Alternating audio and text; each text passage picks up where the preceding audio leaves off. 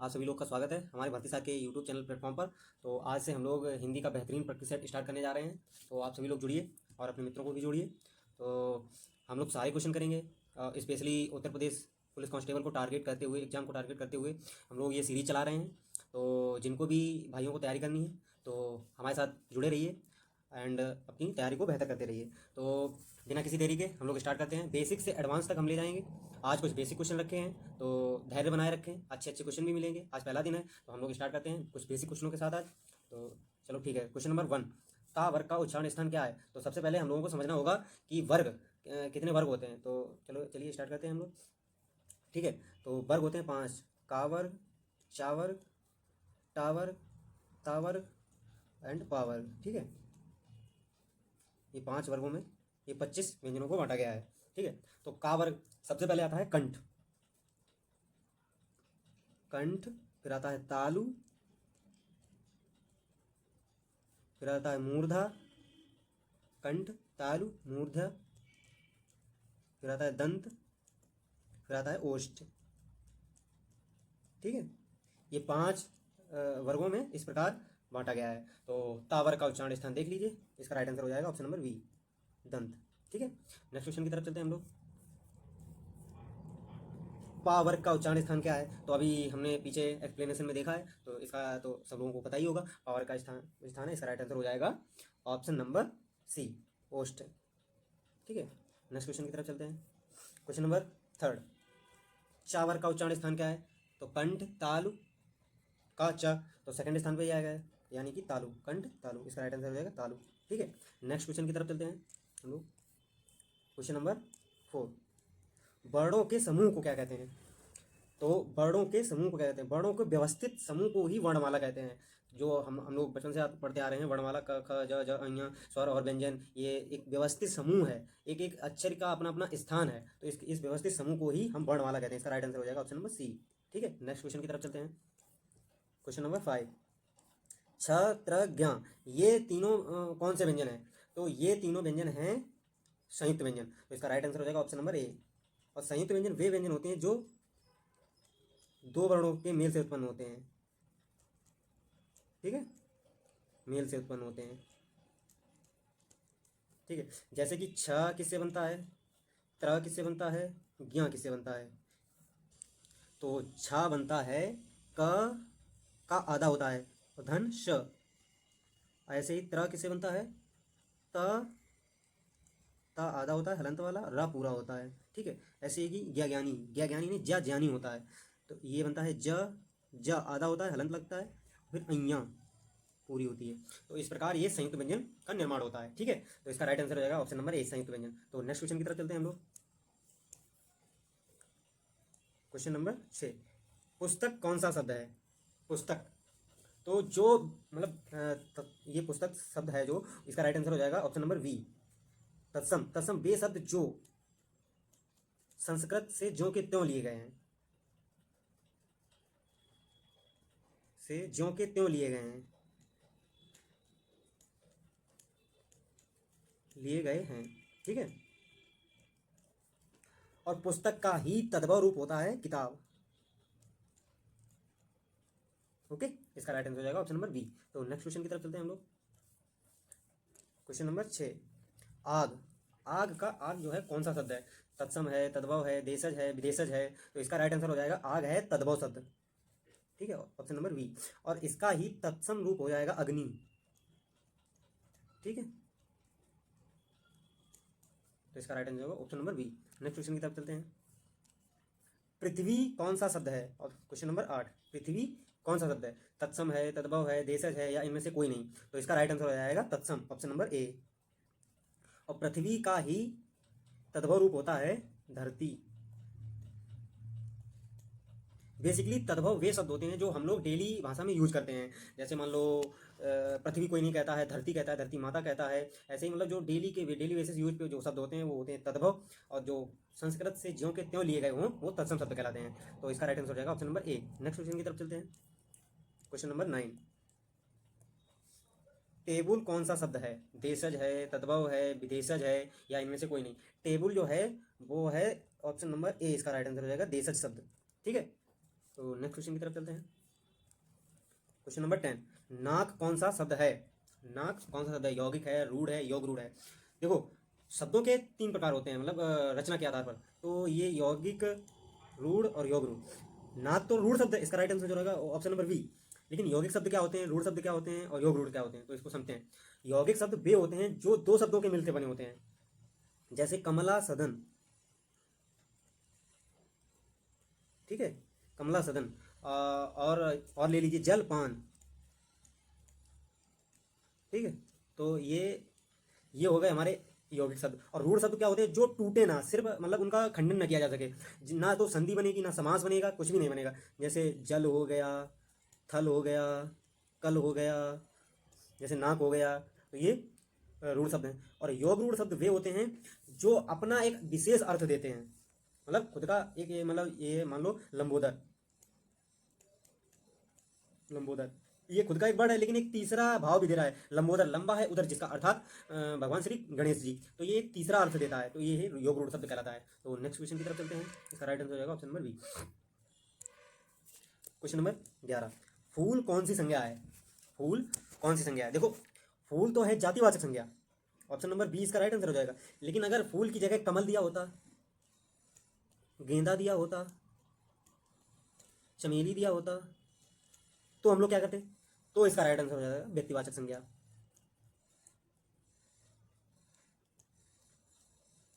ठीक है।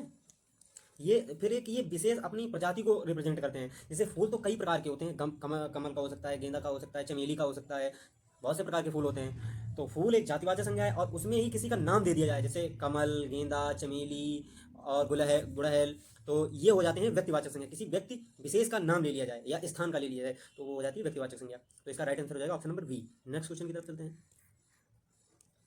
Question number 12, ईमानदारी में कौन सी संज्ञा है?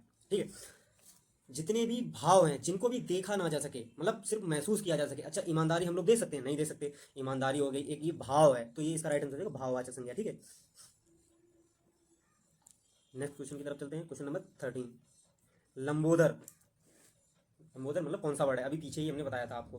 इसका क्या क्या राइट आंसर होगा? रूढ़ है कि यौगिक है कि योग रूढ़ है? तो इसका तो पीछे ही बता चुके हैं हम, तो इसका राइट आंसर हो जाएगा योग रूढ़ शब्द, option number C. Next question की तरफ चलते हैं।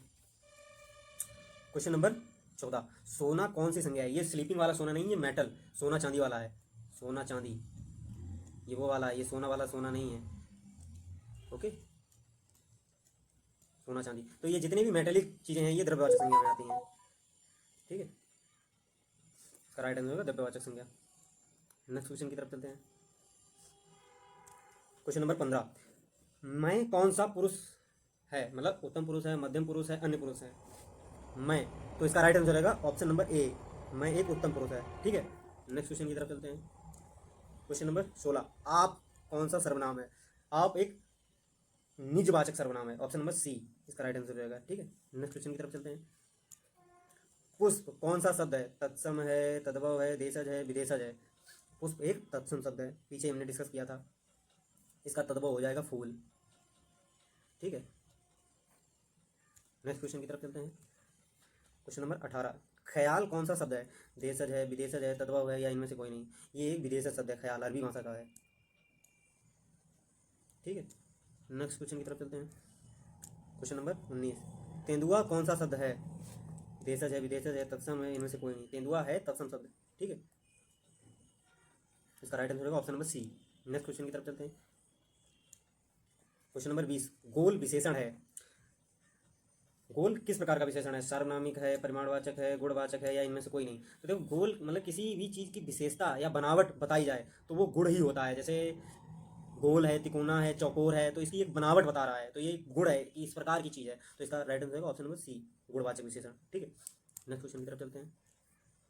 क्वेश्चन नंबर 21, कोई विशेषण है, कोई, तो कोई इसका राइट आंसर होगा सार्वनामिक विशेषण, ठीक है, ऑप्शन नंबर बी। परिमाणवाचक हो नहीं सकता, परिमाण में जिसकी मतलब जगह या परिमाण बताया जाए, और गुण कोई गुण हो नहीं सकता है, तो अनिश्चितता प्रकट हो रही है, तो इसका राइट आंसर होगा सार्वनामिक विशेषण। नेक्स्ट क्वेश्चन की तरफ चलते हैं हम लोग। तुम, क्वेश्चन नंबर 22, तुम जा रहे हो, ये कौन सा काल है? तुम जा रहे हो, तो ये वर्तमान में बात हो रही है, तुम जा रहे हो, ठीक है, ऑप्शन नंबर ए वर्तमान काल। नेक्स्ट क्वेश्चन की तरफ चलते हैं हम लोग। क्वेश्चन नंबर 23, नाक कौन सा लिंग है? देखो लिंग की पहचान करने के लिए वाक्य प्रयोग करके देख लो। जैसे नाक सबसे आसान है होता है, होती है। ये दो चीजें लास्ट में लगा के देख लो जिससे मैच हो जाए। नाक होता है, नाक होती है, तो कौन सा अच्छा लग रहा है? नाक होती है। ठीक है, तो होती है तो स्त्रीलिंग, होता है तो पुल्लिंग, सिंपल सा है। तो इसका राइट आंसर रहेगा ऑप्शन नंबर बी। ठीक है, नेक्स्ट क्वेश्चन की तरफ चलते हैं। क्वेश्चन नंबर 24, समास कितने प्रकार के होते हैं? तो समास के प्रकार होते हैं 6। इसका राइट आंसर हो जाएगा ऑप्शन नंबर सी। तो समास कौन कौन से 6 प्रकार के होते हैं देख लेते हैं हम लोग। सबसे पहले आता है तत्पुरुष समास,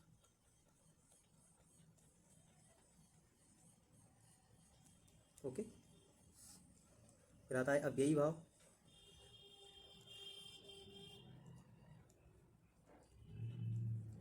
फिर आता है द्वंद्व समास,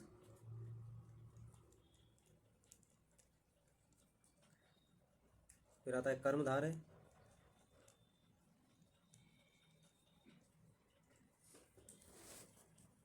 फिर आता है बहुव्रीहि,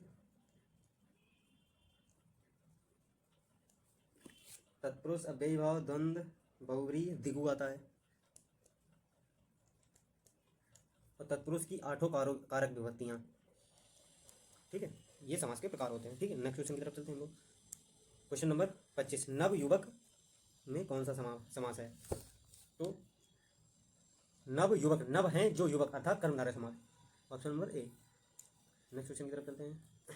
क्वेश्चन नंबर 26, प्रतिदिन में कौन सा समास है? प्रतिदिन, भरसक, भरपेट इत्यादि, मतलब जिन शब्दों में उपसर्ग की भावना प्रकट हो या उपसर्ग लगे हो तो उन्हें अव्ययी भाव समास कहते हैं, option number C. Next question की तरफ चलते हैं। देशभक्ति, क्वेश्चन नंबर 27, देशभक्ति में कौन सा समास है? देश की भक्ति, देश के लिए भक्ति नहीं होती, देश की भक्ति, तो इसका राइट आंसर हो जाएगा देश की, का, के, की, रा, रे, री, संबंध तत्पुरुष समास। ओके, इसका राइट आंसर हो जाएगा option number B. Next question की तरफ चलते हैं। नीलकंठ में कौन सा समास है? क्वेश्चन नंबर 28, नीलकंठ, नीला है कंठ जिसका, नीला है कंठ जिसका, अर्थात भगवान शिव। ठीक है, तीसरे पद की ओर इशारा करता है, तो इसका राइट आंसर हो जाएगा बहुब्रीहि समास, ऑप्शन नंबर बी। ठीक, नेक्स्ट क्वेश्चन की तरफ चलते हैं। पाप और पुण्य में कौन सा समास है? क्वेश्चन नंबर 29, पाप और पुण्य, जिन शब्दों में विरोधाभास का भाव प्रकट हो, जैसे विलोम शब्द हो गए, दिन रात, तो इन ऐसे शब्दों में द्वंद्व समास होता है। इनके दोनों पद प्रधान होते हैं, option number C right answer हो जाएगा। ठीक है, नेक्स्ट क्वेश्चन की तरफ चलते हैं। क्वेश्चन नंबर 30, दोपहर में कौन सा समास है? दोपहर जिसमें पहला पद संख्यावाची हो, जैसे दोपहर, दो पहरों का समाहार, अर्थात दिन और रात के बीच का। ठीक है, तो इसका राइट आंसर हो जाएगा द्विगु समास, और द्विगु समास की विशेषता ये है, पहला पद संख्यावाची होता है। ठीक है, राइट आंसर हो जाएगा option number D. Next question की तरफ चलते हैं। क्वेश्चन नंबर 31, मैं आज नहीं पढ़ूंगा, कौन सा वाक्य है? मैं आज नहीं पढ़ूंगा, तो नहीं, ये निषेधवाचक है, मतलब नकारात्मकता का भाव प्रकट हो रहा है, तो ऑप्शन नंबर ए निषेधवाचक। ठीक है, क्वेश्चन नंबर 32, ओ यह पिट ही गया, कौन सा वाक्य है? ओ, हे, अरे, भो आदि शब्द, मतलब विस्मय, जो विस्मय का भाव प्रकट हो, हे, अरे, ओ, तो ये विस्मयादि विस्मयवाचक है। ठीक है, इसका राइट आंसर हो जाएगा option number B. Next question की तरफ चलते हैं। क्वेश्चन नंबर 33, यदि तुम चलो तो मैं भी चलूं, कौन सा वाक्य है? यदि तुम चलो तो मैं भी चलूं, ये संकेत दे रहा है किसी को, जैसे मैं किसी को संकेत दे रहा हूँ, यदि तुम चलो तो मैं भी चलूं, तो ये संकेतवाचक वाक्य है, ऑप्शन नंबर सी। ठीक है, इसका राइट आंसर हो जाएगा। नेक्स्ट क्वेश्चन की तरफ चलते हैं। क्वेश्चन नंबर 34, तुम अपने काम में सफल रहो, कौन सा वाक्य है? तुम अपने काम में सफल रहो, ये एक इच्छा जताई है, जैसे मैंने किसी से कहा आप अपने काम में सफल हो जाइए, तो ये मेरी एक इच्छा है। क्वेश्चन नंबर 34 का राइट आंसर हो जाएगा ऑप्शन नंबर ए, इच्छावाचक। ठीक है, नेक्स्ट क्वेश्चन की तरफ चलते हैं। 35 क्वेश्चन नंबर, रस भरा में कौन सा तत्पुरुष समास है? रस भरा, रस से भरा। ठीक है, तो से की विभक्ति होती है कर्ण। ठीक है, ऑप्शन नंबर, पता नहीं कर्ण को कर्ण से, तो option number B right answer हो जाएगा। क्वेश्चन नंबर 36, स्वर्ग प्राप्त में कौन सा तत्पुरुष समास है? स्वर्ग प्राप्त, स्वर्ग को प्राप्त, स्वर्ग को प्राप्त, तो को विभक्ति आ रही है इसमें। ठीक है, तो इसका राइट आंसर हो जाएगा कर्ता नहीं कर्म को, ऑप्शन नंबर ए। ठीक है, क्वेश्चन नंबर 37, यथा संभव में कौन सा समास है? यथा संभव में कौन सा समास है? तो इसका राइट आंसर होगा ऑप्शन नंबर सी, अव्ययी भाव। 38, पीड़ा पानी में कौन सा समास है? ये तीसरे पद की ओर इशारा कर रहा है, अर्थात माँ सरस्वती। ठीक है, तो इसका राइट आंसर हो जाएगा ऑप्शन नंबर सी, बहुब्रीहि समास। ठीक है, पेन नहीं काम कर रहा है, माफ करना।